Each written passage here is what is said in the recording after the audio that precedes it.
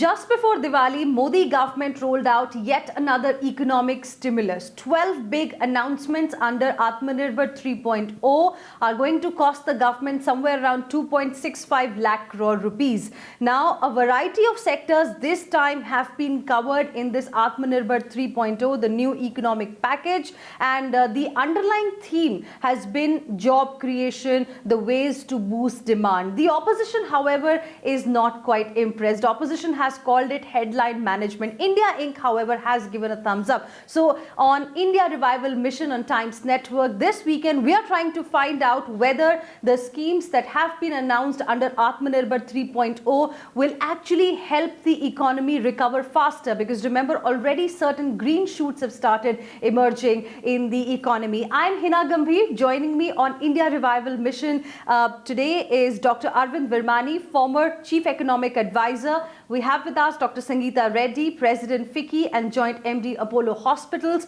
We also have with us Mr. Niranjan Hiranandani, co-founder and Managing Director, Hiranandani Group.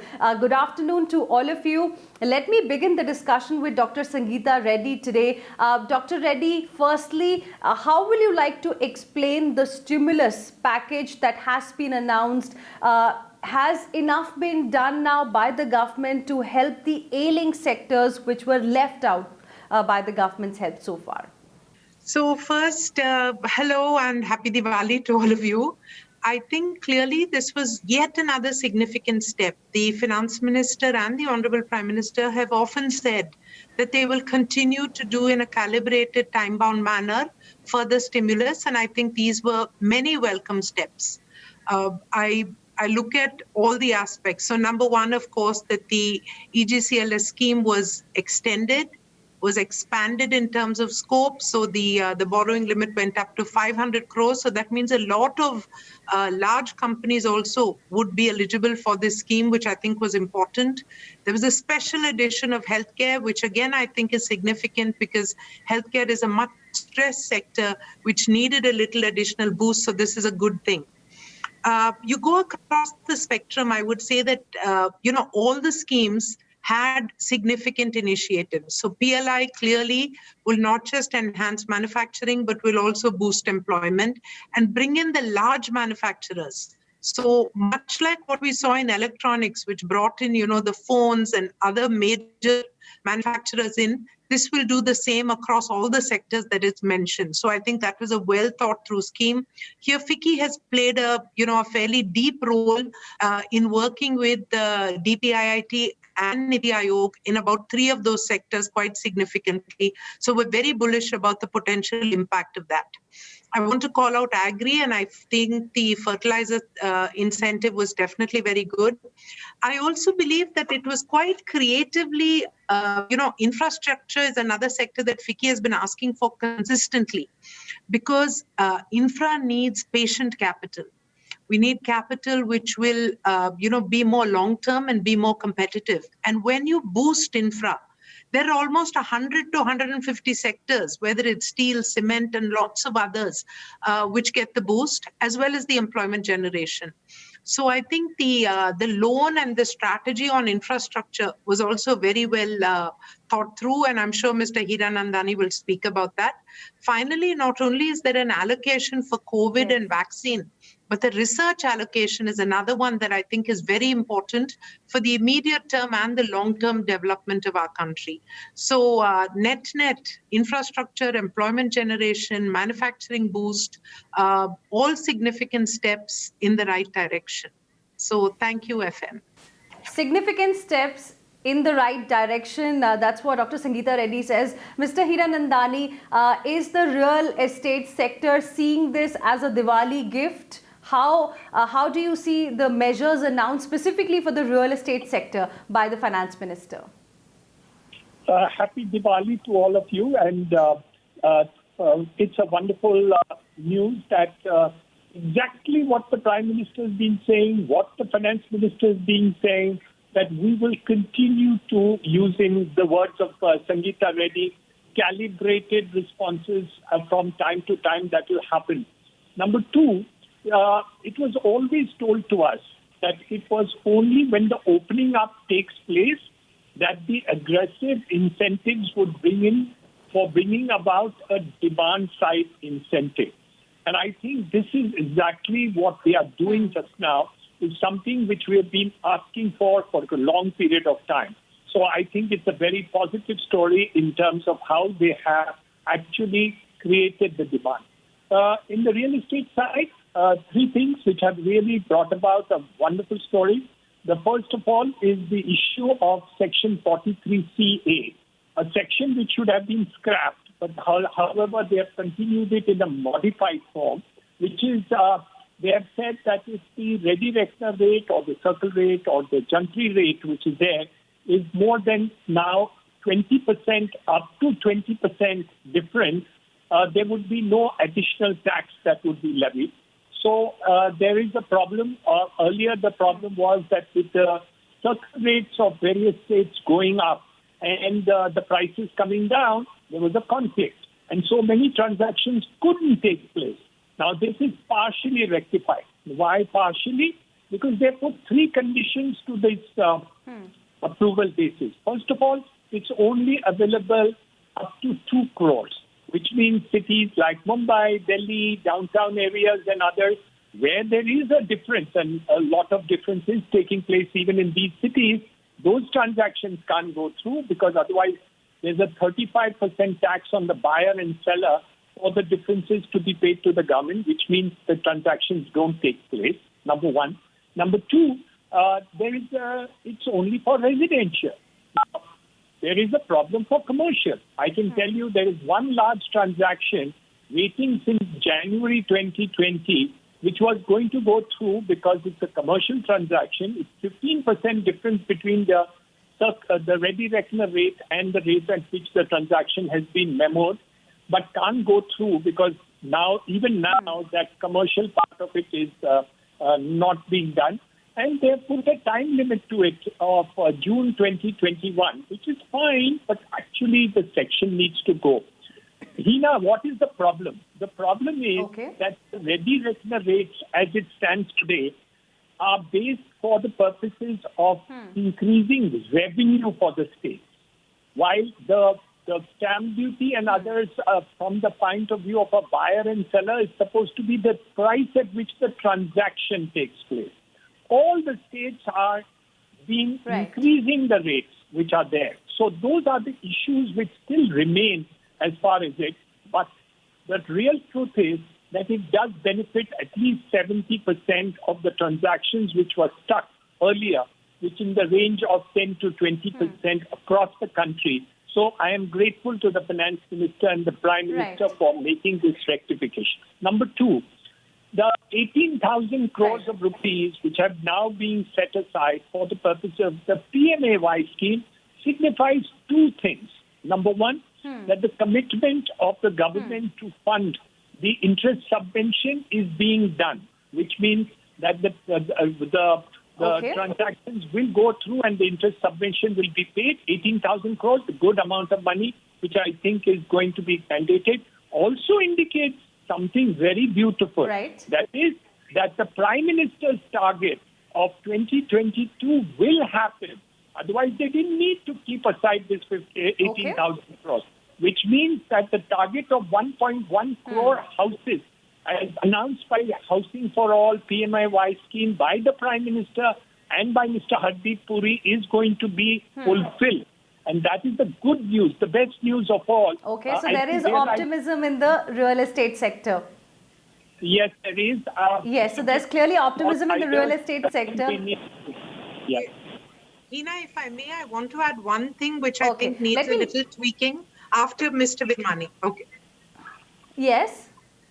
So, I'll just go across to Dr. Virmani. Dr. Virmani, yes, Dr. Reddy, I'll come back to you in just a bit. Fine. Dr. Virmani, your opening comments, specifically on the issue of job creation. Do you think this package is addressing the issue of unemployment in our country? And what is your view, sir, on this Atmanirbhar Bharat Rozgar Yojana? Do you think it has the potential?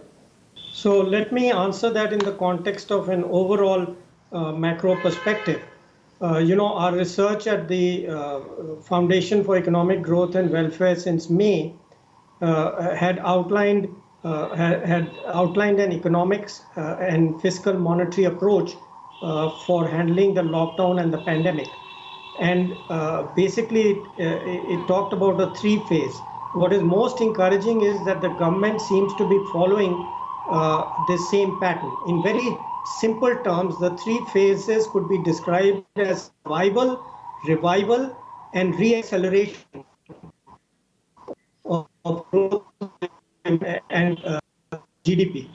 So survival, what are the key element of the survival was the credit guarantees. That's the optimal way to provide credit support.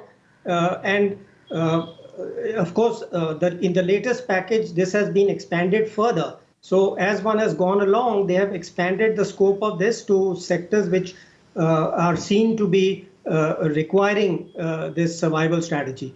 The part of the survival on individuals, I'll talk in the context of employment, which is your question.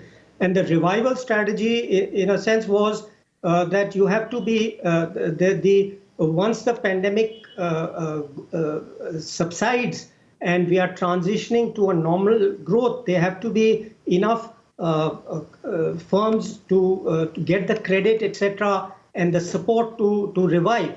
So that is the stage we are on, but just mention the final stage, which is the acceleration of growth, where clearly the multiplier and the long-term growth, the infrastructure and housing, which is in this program, comes back to center stage. But of course, it takes time. So we are not at the re-acceleration stage, but we all know, and the industry people can tell you very clearly, that it takes time to get the projects started, get going, etc. So during this revival phase, this activity has to be done, and the government has started doing it and has been doing it in earlier packages.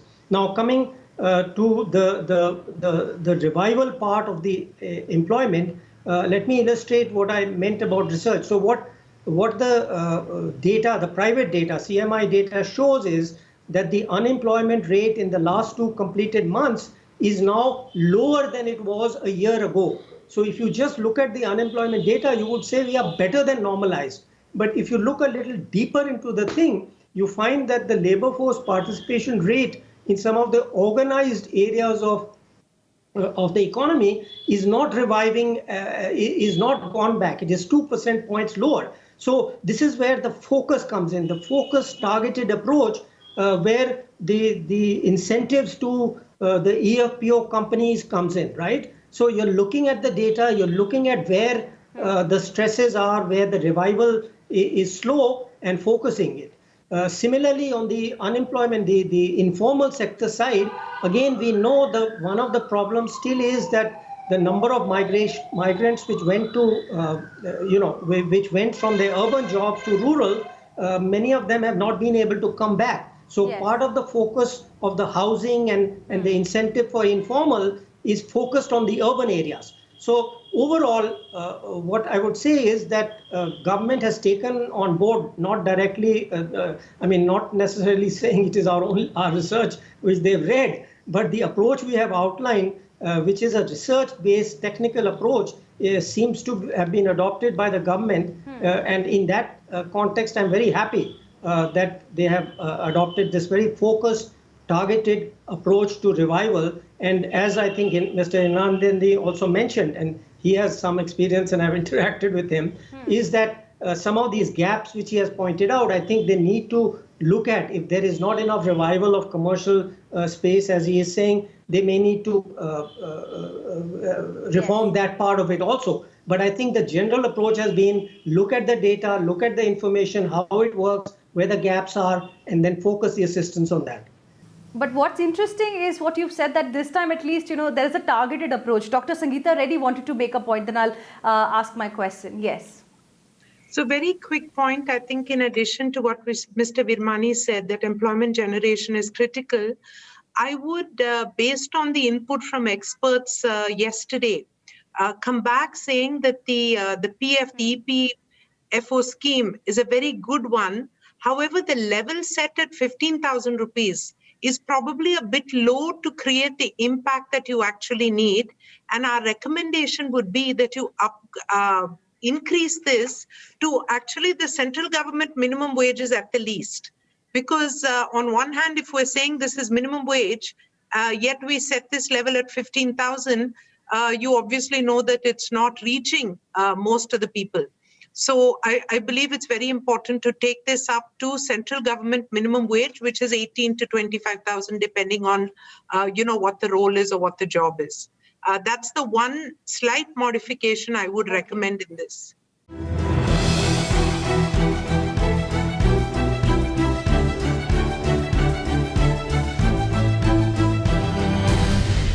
Now, Dr. Sangita Reddy, I also want to ask you on the issue of this emergency credit line guarantee scheme, which has now been extended to 26 more stressed sectors as well, plus the healthcare sector and MSMEs and other, sectors are going to continue to avail this kind of option, which is still available. Now, out of 3 lakh crore, only 2 lakh crore has been utilized so far. Isn't that also telling us a story that probably this is not what the sectors really need? Like, so there are not many takers, perhaps. No, I think 2 lakh out of 3 lakh is not a bad number, actually. But there are various factors. Number one is that many of the MSMEs, we call them micro and small. But as was rightly said by the CMSME committee of FICCI, that 80% of Indian industry is nano. And they don't have even a bank account. So the first round of this was only for people who already had a bank account. This was then subsequently modified to say you can open a bank account. Then the NBFCs came in. So typical MSMEs use a range of funding options, and the initial aspect of the emergency loan scheme was primarily targeted to banking. So now that it's been expanded, I expect the offtake to be better. Also, it's been expanded to up to 500 crore loan. So you will see that this will, I think, very quickly get absorbed. I believe the moratorium and the 5-year lending also is a step in the right direction in terms of this funding. Dr. Virmani, what is your point of view? Will that be enough to help the most stressed 26 sectors in the country right now? Because most of them did not get direct help. For example, the hospitality, aviation, tourism, the services sector specifically. Yeah. So if we come to the services, that is really we have divided the economy into 3 parts in our research, and you're quite rightly bringing attention to the third category, which is, however, heavily dependent on fears and control of the pandemic. So really, I think the stage, they are really at the stage of that survival, which I mentioned. While most of the other sectors, the manufacturing, construction, are in the revival stage. So I think government is beginning to focus on this. The expansion is in the right direction. Whether it's enough or not, really, we will now start getting to know, because as I said, without that fear, without the protocols, see, many other countries are putting in place protocols which assure people that they will be safe. For example, in hotels or restaurants or theaters, etc. So those protocols have to be put in place, and people have to believe them. They have to be credible protocols. And then only these will start the revival process. There is no way that you can just inject demand into that and think they'll revive till those fears are so the survival part. Yes, I think perhaps more will have to be done as they go along. But as I said, the old proverb that this is a situation when there was so little knowledge they had to cross the stream by feeling the stones. I think it's an old Chinese proverb. So in that sense, I think it's true. But I want to very briefly talk about the PLI scheme, which is very important for that re-acceleration part. Yes. So we've talked about Atmanirbhar Bharat. People have talked about the tariffs which had been raised over the last 3 years. I think there's been a gradual understanding in government since the Make in India. You remember the Make in India program? That protection by itself will not work. So in that sense, the PLI scheme is very important because we know from wherever there was some success in import substitution and not that kind of crazy protectionist thing which happened in India in the 80s. was that there was a combination of short-term protection through tariffs and a subsidy which improved the scale of production, because that is what we lack. The reason why we lose out on competition with China is the scale. So I think this PLI scheme is absolutely important, not just for itself, but the indication it gives that government is not going on a protectionist path, but just wants to give a temporary boost, after which industry can and will become completely competitive and not requiring this protection. All right. I want to now take closing comments from each one of you. Let's begin with Mr. Hiranandani. Is the kind of demand that we are seeing in the economy right now, will be sustainable once the festival season gets over with these kind of measures? 10 seconds to each one of you. Mr. Hiranandani first. I'm very bullish now on 3 counts. One, the commitment by the government, the Prime Minister and the Finance Minister to continue to give calibrated responses from time to time. In the earlier case on the supply side and now on the demand side, I think is a positive thought process, and we hope that we continue to do. Second, I do believe that, and I'd like Sangita Reddy to give us an idea that the vaccine will come maybe in December or January of this year, December this year or January of next year. And if that happens, then I do believe that the rapidity with which we can change over and bring a 5% plus to the economy should happen. So I am very bullish with both these factors, one of the vaccine and one by the calibrated moves which the government... Mr. Hiranandani is quite bullish. I have very little time. Okay, let me go across to Dr. Reddy now. Yes. So clearly I'm bullish as well, because we're seeing a responsive government. That's very clear. I also am placing some bets on the innate capability and the buoyancy of the Indian industry and Indian public at large. I believe that we have done a very good job in terms of managing the virus. So while things are not yet over, I would urge people through Diwali and continued to be careful and cautious. But in each one of these numbers, 400 billion for electronic hardware demand in the country. But translate that down. If we're manufacturing semiconductor fab, display fab, we can make devices. Every Indian college student will own a laptop or a device that they can afford. These are the kind of translation of numbers and manufacturing into dreams and reality on the ground. And that gives me hope for a future of India, because we're focusing on strategic things. We're manufacturing in India at scale for the world of high quality. So I'm bullish as well. The story is not yet over, but many steps in the right direction. Dr. Virmani, 10 seconds. Yes. Yeah, so I will Dr. Virmani, 10 seconds. I'm probably the only serious forecaster in India or the world who has given a forecast of GDP for the current financial year of more than minus 7.5%. And I'm increasingly confident that this will happen, and that government will do everything which is needed to make it happen. All right.